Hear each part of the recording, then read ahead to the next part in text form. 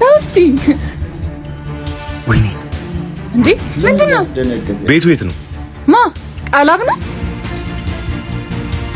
ይኸውልሽ ማንም ሰው ይመጣ ቃል የለም። እሺ የለም። አዎ ቃላብ የት ነው ቤቱ? ኧረ ይኸው። ምንድነው?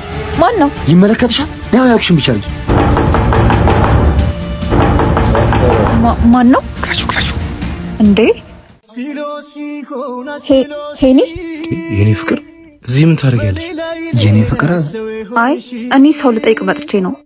አንተ ራስህ ግን እዚህ ምን ትሰራለህ? አይ እዚህ ግቢ ቃልዬን ፈልጌ ነው የመጣሁት። ቃልዬ? አዎ ቃልዬ የቴ ቤት ኪራይ ደርሶባታል ብሎኝ ብሬን ተበድሮኝ ጠፋ።